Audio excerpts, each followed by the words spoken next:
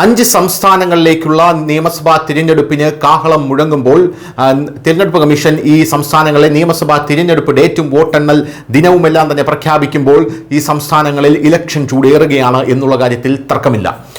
കേരളത്തിലടക്കം അടുത്ത മാസം ഏപ്രിൽ 9 വോട്ടെടുപ്പ് നടക്കുകയും മെയ് 4 വോട്ടെണ്ണൽ നടക്കും എന്നും തിരഞ്ഞെടുപ്പ് കമ്മീഷൻ പറയുമ്പോൾ ആ പറഞ്ഞ 1 മണിക്കൂറിന് ശേഷം തന്നെ എല്ലാ സ്ഥാനാർത്ഥികളും പ്രഖ്യാപിച്ച് LDF പ്രചരണ രംഗത്തേക്ക് ഇറങ്ങിക്കഴിഞ്ഞു. UDF ആണെങ്കിൽ ചെറിയ ഒരു കാലതാമസം ഇതിൽ കൊണ്ടുവന്നിട്ടുണ്ട്. അതുടനെ പരിഹരിക്കുമെന്ന് അവർ പറയുന്നു. എന്തായാലും ഇപ്പോൾ ഇനി നമ്മൾ മനസ്സിലാക്കേണ്ടത് സർവേകളുടെ കാലമാണ് എന്നുള്ളതാണ്.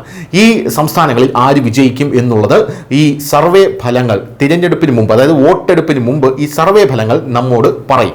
അതൊരു സൂചന മാത്രമാണ്. ഇപ്പോൾ അത്തരത്തിലൊരു സർവേ ഫലമാണ് സകലരെയും ഞെട്ടിച്ചുകൊണ്ട് വന്നിരിക്കുന്നത്. ABP മെട്രിക്സ് സർവേ ഫലമാണ് ഇപ്പോൾ പുറത്തു വന്നിരിക്കുന്നത്. ഈ സർവേ ഫലത്തിൽ ഈ 5 ഇടങ്ങളിലും ആർക്കൊക്കെ എത്രയൊക്കെ സീറ്റ് ലഭിച്ചേക്കാം എന്നുള്ളതിൻ്റെ ഒരു സൂചനയാണ് നമുക്ക് ലഭിക്കുന്നത്.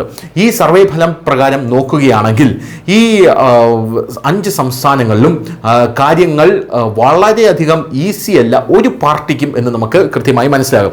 പശ്ചിമ ബംഗാളിലേക്ക് വന്നു കഴിഞ്ഞാൽ പശ്ചിമ ബംഗാളിൽ മമതാ ബാനർജി ഹാട്രിക് വിജയം നേടുമോ എന്നുള്ളതാണ് പ്രധാനപ്പെട്ട ചോദ്യം. അതോ BJP അവിടെ കളി ഇറക്കുമോ എന്നുള്ളത് പറയുന്നുണ്ട്. ബംഗാൾ നിയമസഭാ തെരഞ്ഞെടുപ്പ് തീയതികൾ പ്രഖ്യാപിച്ചതോടെ രാഷ്ട്രീയ ചൂട് വർദ്ധിച്ചു.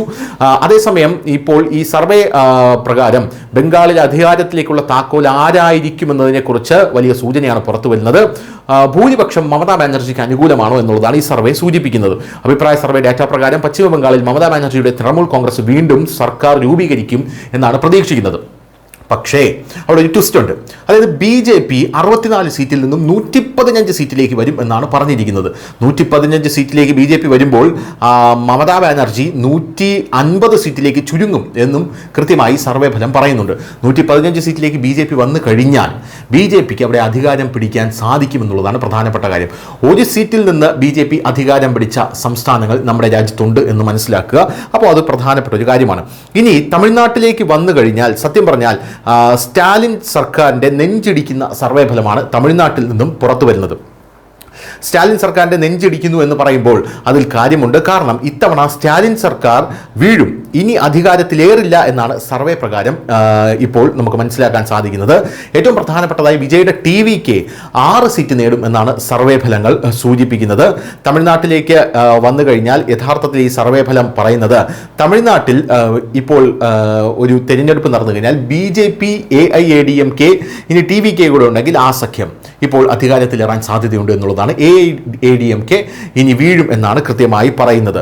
ഇനി ഇവിടേക്ക് അതായത് ആസാമിലേക്ക് വന്നു കഴിഞ്ഞാൽ ആസാമിൽ BJP തൂത്തുവാരും എന്നുള്ള കാര്യത്തിൽ തർക്കമില്ല. 100 സീറ്റോട് അടുപ്പിച്ച് ആസാമിൽ BJP നേടും. കോൺഗ്രസ് 26 സീറ്റ് മാത്രമായിരിക്കും ഇവിടെ നേരിടുക. ഇനി കേരളത്തിലേക്ക് വന്നു കഴിഞ്ഞാലോ കേരളത്തിൽ ലെഫ്റ്റ് ഫ്രണ്ട് LDF ഭരണം നിലനിർത്തുമെന്നാണ് ഈ സർവേ പറയുന്നത്. 71 സീറ്റ് 61 മുതൽ 71 സീറ്റ് വരെ ഈ ലെഫ്റ്റ് നേടാൻ സാധ്യതയുണ്ട്. അതേസമയം കോൺഗ്രസ് 58 സീറ്റിൽ ഒതുങ്ങും എന്നാണ് ഇപ്പോൾ ഈ സർവേ ഫലം പറയുന്നത്. എന്തായാലും ഇതെല്ലാം വെറും സർവേ മാത്രമാണ്. ഇലക്ഷനിൽ ജനങ്ങൾ വോട്ട് ഇടുമ്പോൾ അവരുടെ മനസ്സിൽ എന്താണ് എന്നുള്ളത് അറിയാൻ മെയ് 4 വരെ കേരളത്തിൽ കാത്തിരിക്കേണ്ടി വരും. News India Malayalam.